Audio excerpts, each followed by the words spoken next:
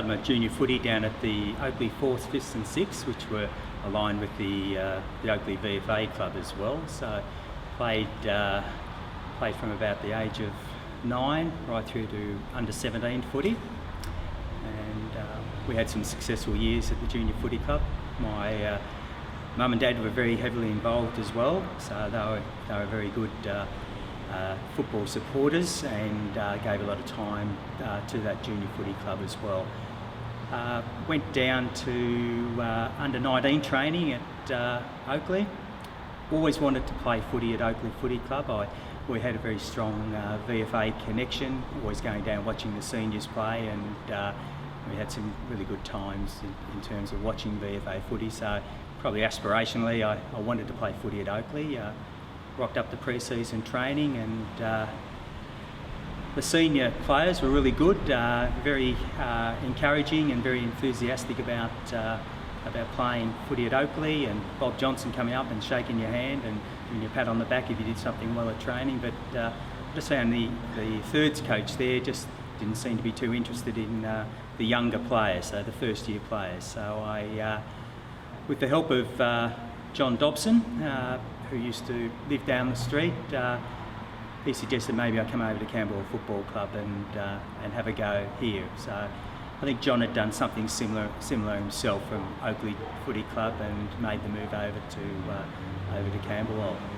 And John used to drive me over to the club, and that was fantastic. So, and I joined the under-19s, but we always trained with the seniors, and which was a fantastic experience, because we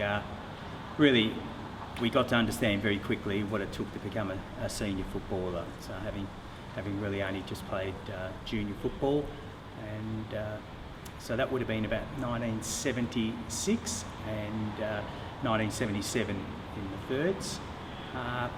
Very fortunate to have a really positive coach in Hans Stolke. We didn't have the best teams, we were sort of middle of the road, but Hans Stolke was really positive about everything in football, and even got his mate who was doing a physique course with Terry Wheeler to come and take us for training as well. So that was just a great opportunity for us young fellas to have an AFL or VFL football at the time coming over to take training with Hans, and I think that really helped me as a young fella to really develop the game as well. Just listening and watching probably Terry Wheeler play footy also. And in '77, I was very fortunate. I was runner-up in the best and fairest for the Division 2 under-19s. So played against some really good players. I just remember Arthur Bell from Frankston, and obviously Robert Mace as well playing in the thirds, and Bill Graham from Northcote. And I had a schoolmate, Rob Kinnabar, who played at Waverley. So the thirds footy was good standard footy and really enjoyable, and just provided us a great opportunity to grow as footballers. And training with the seniors, as I said earlier, it was, you saw how you should train for football. So it was no longer Mickey Mouse footy, junior footy. It was really senior football, and you had to survive it a bit. Training could be tough, and practice matches could be fairly willing as well. But I think I grew as a footballer that way. So 78 it would have been. I made my senior debut out here at the Camberwell Sports Ground. That was a very exciting moment. Had some uni mates at the time who used to come and watch us play footy. And I just remember running out in the ground. And I think it was Ian Phillips I was running beside. And he said, "Hey Steve, what's that over on the boundary line?" And there was this big banner set up, "Sexy Leagues Teakel." I couldn't believe it. The first game of footy, my mate said, just going to put one on me, and I just remember coming on the ground, and I don't know who the player for Northcote was, but he said, "Sexy Leagues, been waiting for you, fella." And all of a sudden, crunch one in the ribs, just to let me know that this is senior footy, and no one gets away with probably being called Sexy Leagues. So, but it was probably going.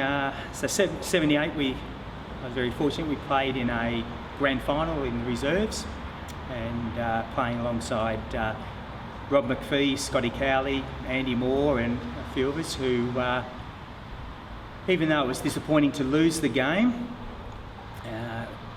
I think again it was just in our, it just gave us opportunities, and I think all four of us had performed fairly well in that grand final in a losing team, and it may have given us the impetus to go on and keep striving to become senior footballers as well. So the interesting thing in '78, the grand final, we had the grand final wake, as it turned out to be, down at the Oakley Club, which if you walked another 50 metres away was the Oakley football club itself. We played them in the grand final, and here we commiserating amongst ourselves at the Oakley Club, and Barney Davidson walks in with a beer in hand and comes and has a chat to us. I'd played footy, under 17 footy with Barney, and had been a good friend there at the junior footy club. He comes across, and then lo and behold, in 1979, Barney rocks up at the Camberwell Football Club. So 79, played senior footy most of the year, so I'm very fortunate to play in the grand final, and played in the back half, so half-back flank, back pocket. So Rob McPhee was playing in the back half as well, but we had some good quality people in Greg Spittle and Ross Wright, Mick Alexiev, who we played alongside, and they looked after us. So you just knew that you would have that great support, and from various people who were playing footy and senior experience, knew what the VFA football was all about. So that was a great time, '79. So winning the flag, and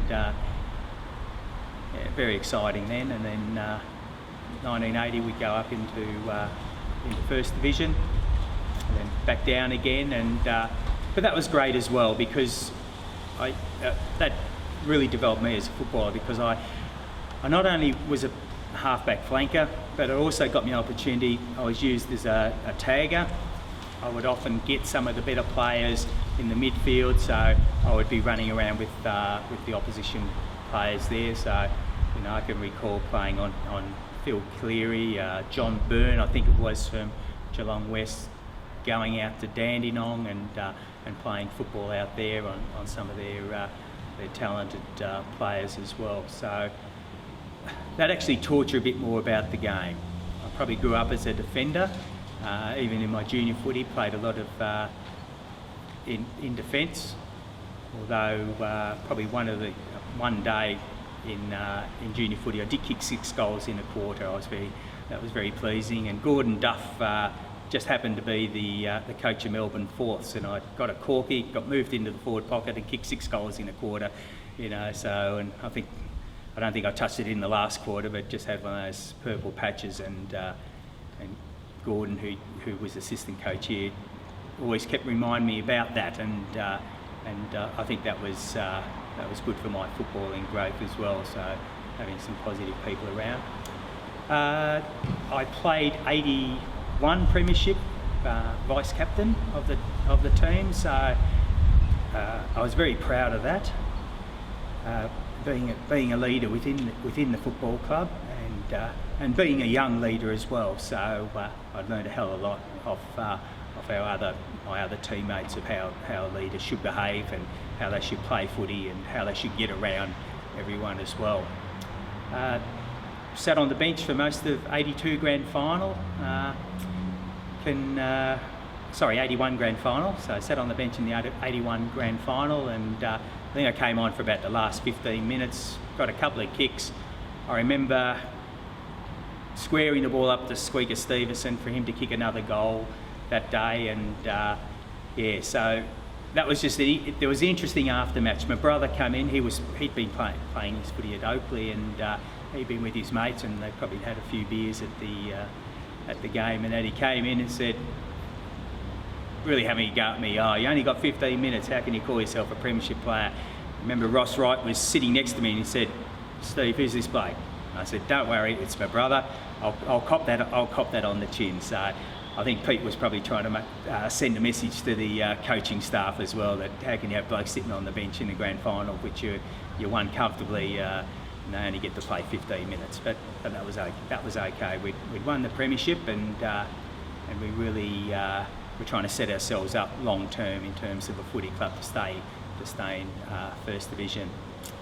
82, I played in I think it was the first semi-final we got to, the reserves. I think we played Paran at Junction Oval. Didn't win that, but the team was changing a bit, and I think because of our success we were attracting some better quality players, and they were coming to the club as well. I spent the first half at 83 at Camberwell, but I don't believe I played a senior game that year, so that was a bit disappointing. So I decided to head over to Box Hill. And part of the reason I went to Box Hill, Errol Sutherland used to do the Community Footy Development Officers program, and at Camberwell I did that program in 82. So, and that was promoting the game and going into schools and setting up kids to come and play half-time games at the Camberwell Footy Club. So all the VFA teams had that. So Errol said to me, come over to Box Hill, and he suggested they were growing, they were getting better, and I said, okay, no worries. I'd come across there and played the back end of 83, and then played 84 through to 86 at Box Hill, where we won 2 flags. Very lucky, because I've played in the first VFA premierships for 2 clubs, so at Camberwell and also at Box Hill, and another Camberwell player and Box Hill player, Peter Slazig, is the same. The two of us have shared both those first premierships, so I don't know whether that's unique or anything in footy, but it's something special to me that I was in that team, and obviously sharing with Slazzer as well. After 86 premiership at Box Hill, I did pre-season. I'd just take on year 12. I was teaching geology in year 12, and I was just really struggling keeping ahead of the curriculum. So I decided that I would stop playing VFA footy, and I moved out to Mitcham Footy Club, where I played a season, and under Marty King, and Marty had played footy at Camberwell Football Club, so I went to Mitcham in the Eastern Footy League, and then I went out coaching. So I coached at the Bayswater Footy Club for about 3 years, and then I stayed on and captained the team, and then I took up an opportunity at North Ringwood Footy Club. I coached the reserves there, and then moved down to Doveton Footy Club. So Doveton, I was teaching in Dandenong. Doveton was the nearest suburb, and they invited me down to actually coach the team, because I'd actually taught a number of the kids who were playing footy at Doveton. So I spent a year there coaching, and after that my teaching took me so far, but I was really interested in the game development, in promoting the game and that type of thing, and I took up a role at Eastern Rangers Footy Club. So I was fortunate enough to be able to do some coaching there with the 15s and 16s and 18s programs, and that then led to doing some coaching with the Vic Metro squads, under 16s and under 18s as well. So I've progressed from being a player into a coach as well now. And even today I'm still involved in coaching at the Wantirna South Footy Club, which I've done with the last 6 years. So I'm assistant coach to Matt Clark, and Matt Clark, he was an 18-year-old when I was coaching at Bayswater, so he invited me to come over and help him out when he took on the coaching role. And I've also got a son who plays there, who's been club captain for the past 4 years as well. So so I'm still in footy, just in different areas, and I'm very, very lucky really to, I think the game has given me a lot actually in terms of opportunities, and each club I've been at has really provided some great opportunities, and working in footy now full time with AFL Victoria and I've been doing that for 20 years. So that's been fantastic, and I've been encouraged all the way to really get your hands dirty in footy, and it's been an exciting journey for me.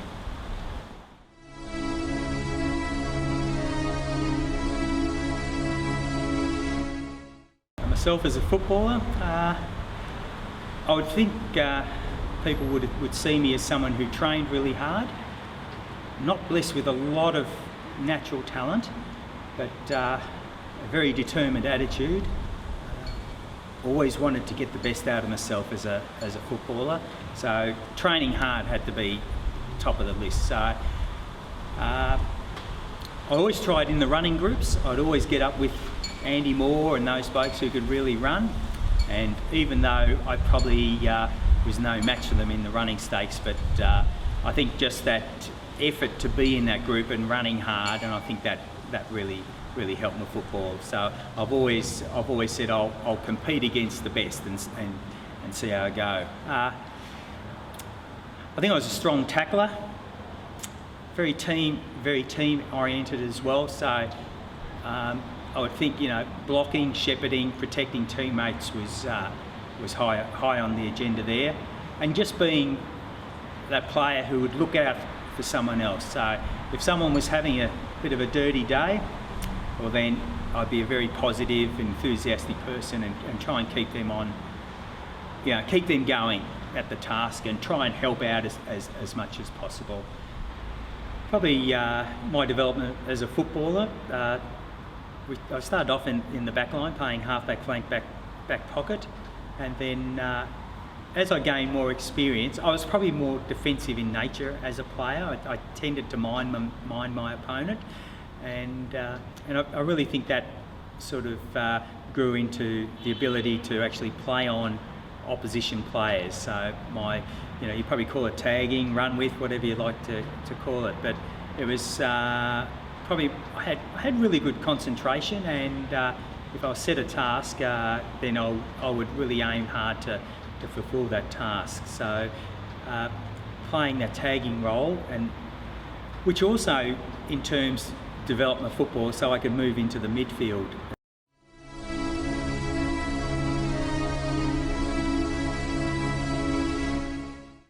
Well, the Camberwell Football Club's very important to me because it really gave me the opportunity, where I felt the opportunity at Oakley Footy Club was very limited, and that may have been one coach, and that was unfortunate circumstances that I did leave the footy club.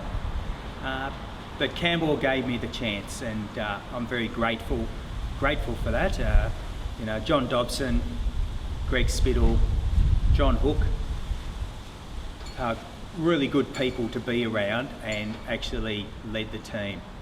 But probably most importantly, Camberwell Footy Club, I met my wife here at the Camberwell Football Club. Her brother, Frank, was a good mate of Colin Judd, so they used to come here with a crew of people and come and watch Juddy play, and my wife used to come down as well with her brother just to come and watch some footy, and for his mates it was probably a good opportunity to have a drink in a dry area around Camberwell or Box Hill. They'd come here, watch some footy, and I actually met Ellen. There was a players, partners, wives, girlfriends game versus the supporters game. So it was a females game here, and I ended up helping coach one of the teams, and I think Juddy was coaching as well, and that's where I actually met Ellen. I thought, she can play the game. She's looking all right out there. So she'd probably hate me to say that, but then that romance blossomed. So I think we've been married over 30 years now, so with 3 children. So I think number one, that would be the importance of the Camberwell Footy Club. Probably the number 2 was just being around good people. So I think of people like Ron Peck. I reckon this club was able to get the committee, the players and the supporters all going in the right direction, in one direction, and that's what really stood out for me, that everyone was just part of this football club. there was people here who really worked hard for the footy club, and it had gone through some pretty tough times, and I still remember 1978. We'd lost the grand final in the reserves. We come Sunday to watch the seniors play. They'd lost. We go back into the rooms, and there was great disappointment. But there was also that steely resolve that we can do it. We can go better the next year. So you just played with some people who had great resilience, and were really always trying to work hard to improve themselves. And I think those qualities were really passed on to me as a player, but also I think as a person, individual as well. So that if you're going to get the job done, you do it well, and you need a good, strong team behind you. I still remember the neighbours lighting their incinerators on training nights as I sit here in the grandstand. So there was just this smoke haze across the ground, and you're choking on the smoke as you were training. Lights weren't that flash. It was a bit muddy, centre wicket area as well. But I enjoyed training, so that didn't really put me off. But I have just great memories there, and I think the club and the people I played with really developed my leadership skills as well. So, and I was able to take those on to Box Hill Footy Club, who were just starting to get on the rise, and I was very fortunate at Box Hill that I was also a playing assistant coach in 1986 as well to Richard Murray. So that was part of my probably my journey in coaching, the start of my really coaching journey. So the leadership that people showed here and the strength of working together was absolutely fantastic. So I think that really sums up, what Camberwell Footy Club means to me. Every time I actually drive down Camberwell Road, I always look across, and I remember when the kids were young, we were driving down the road, and I must have smiled about something, and they said, "Oh, what are you thinking about, Dad?" And I said, "Well, that's the Camberwell Footy Club," and that's where I started playing my footy. So it's fantastic.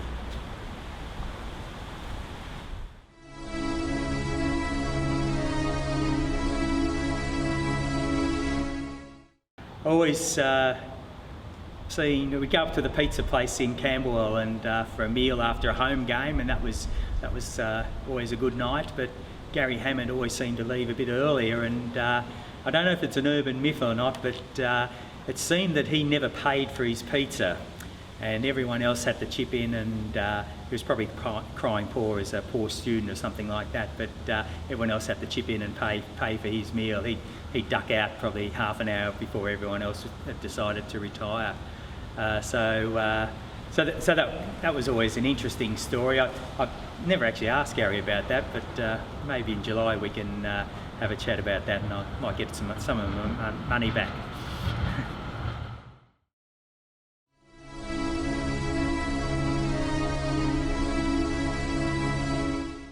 Some of the coaches I had at Camberwell Football Club, and when I first got there, Mike Bowden was coaching and just training with the seniors, and him bringing a VFL style of football and long kicking, run and carry the football, using handball was important. And then Ray Smith, I always remember Ray for visualisation, and it's interesting that I don't know how receptive the playing group were to it, but I know myself, I still use it today. I think about it, and even if you've got projects that you're working on, trying to visualise how that project can, what it should look like at the end. So I still use Ray's great work and giving us the cassettes that we could use to relax as well, which was always was great. So he brought something different to the table that we probably hadn't experienced there. And Graham Phillips coaching me in the reserves and then senior coach, he actually gave us, he built the confidence levels up of the young players, and he would give you confidence to play and compete week in, week out. So you know, he'd tell it as it was a bit too, but he was very positive in terms of the coaching style for us. And then we had Leon Rice, and him coming from Hawthorn, and you know, just a well-credentialed footballer and well respected. And again, he just added greater variety to our training and new drills and being well planned and organised in terms of our preparation for football as well. So, you know, over my coaching and the work I do in coach development at the moment, you know, you always reflect on, get people to reflect on, you take all those good things that each of those coaches have provided you, and that'll make you a better coach and develop you as a coach as well. You've given your heart to get here and your soul to get it right. You can take 'em boots and all, but it's sure gonna take a fight. When you spend all week getting to your peak, you're gonna have your say. You bet. On Sunday, it's the BFA. It's Sunday, you're gonna make your play for the BFA. Today you're gonna fly. It's Sunday for the BFA. It's Sunday, yes Sunday. It's Sunday for the BFA. It's Sunday.